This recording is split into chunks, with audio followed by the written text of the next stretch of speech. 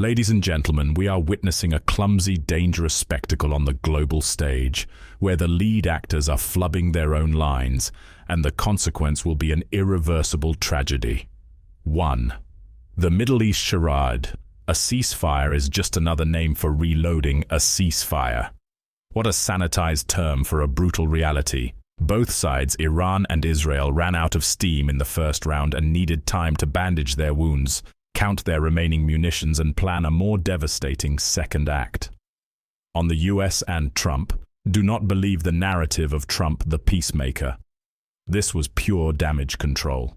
The one-time US strike on Iran's nuclear facilities was not a finishing blow, it was a performative punch. The real conspiracy: Trump needed a foreign policy win for his campaign, but he feared a full-blown war that would send oil prices skyrocketing and crash the stock market. So, he manufactured a crisis, threw a symbolic punch, and then rushed to declare peace in our time. Meanwhile, his own defense intelligence agency, DIA, admits they failed. Iran had already moved its prized uranium. The US threw billions of dollars in missiles at nearly empty buildings. On Iran, they did not let off steam. The attack on the Al Udeid base was a message calculated to the millimeter. It was a declaration. We can touch you right in your allies' backyard. This time, it's a warning. Next time, it will be annihilation. Their willingness to return to the negotiating table is merely a stalling tactic. They know the West is weary. They will use diplomacy as a smokescreen for a clandestine nuclear program that is accelerating in some deep underground facility where American satellites are blind. On Israel, they are the most enraged party. Netanyahu started a war he could not finish on his own. The Iron Dome was 95% effective. That number is meant to hide a terrifying truth. The other 5% got through. Iran's Fatah-1 hypersonic missile proved that no defense is invincible. Avigdor Lieberman's warning is a prophecy. The next war is coming, and Israel will be in a much worse position. The unthinkable prediction. Few dare to voice. The next confrontation won't start with missiles. It will begin with a massive cyber attack that cripples Israel's power grid or financial system, or an assassination of a high-level Iranian official in Europe, triggering an uncontrollable chain of retaliation. Iran's sleeper agents are not just a threat in the Middle East. They are embedded and ready to act inside the US and Europe. The FBI knows this, which is why they are frantically pulling agents off the border. 2. The Ukrainian chessboard. Putin is winning a war of global attrition. While the world was distracted by Israel, Putin was quietly tightening his noose.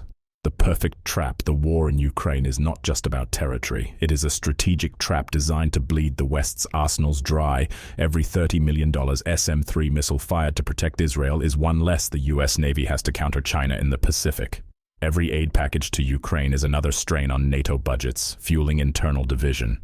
Putin doesn't need to defeat NATO on the battlefield, he just needs to exhaust them economically and politically. Sapsan, hope or hallucination? Ukraine's Sapsan missile is an admirable achievement, but it's a dagger in a rifle fight. Russia is advancing along the entire front with a force that is constantly replenished. Ukraine is running out of men. The Sapsan may cause tactical pain, but it cannot change the strategic reality of a war of attrition that Russia is winning.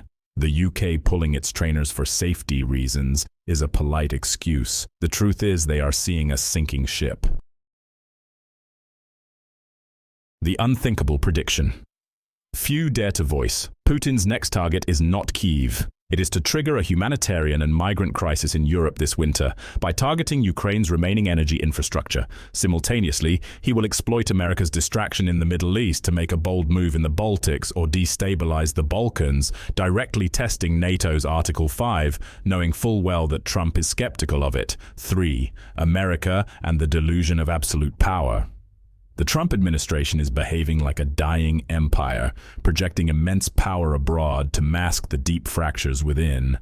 NATO, an alliance for sale. Trump's comment about many definitions of Article 5 inches was not a mix-up. It was a clear threat. Pay up or you're on your own. He is turning the most powerful military alliance in history into a protection racket. European nations are raising their defense spending not out of a belief in unity, but out of a fear of abandonment. Golden Dome, Golden Shield, or budget black hole. $175 billion for a global missile shield. This is a science fiction fantasy sold to the public. While the US is still testing radar, Iran already has hypersonic missiles, and Russia and China are years ahead. This is not a defense program, it's a massive welfare program for the military-industrial complex. America is devouring itself. The fact that the FBI must pull counter-terror agents from immigration duties reveals the stark truth. America is stretched too thin.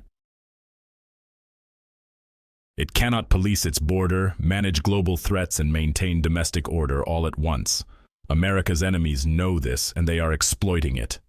The grand, boldest prediction of all, the ceasefire in the Middle East, was in fact a backroom deal brokered by Qatar between Trump and Iran. Trump needed stability to win an election. Iran needed time to finish its nuclear weapon. The deal likely involves a U.S. commitment to turn a blind eye as Iran's nuclear program advances to a certain threshold in exchange for Iran not creating a major crisis until after the U.S. election. Israel was left out in the cold, which is why they are furious. This is a textbook case of betraying an ally where short-term political expediency trumps long-term security. The world does not run on ideals. It runs on fear and greed. And right now, both are at a boiling point. Prepare for a reckoning you cannot yet imagine.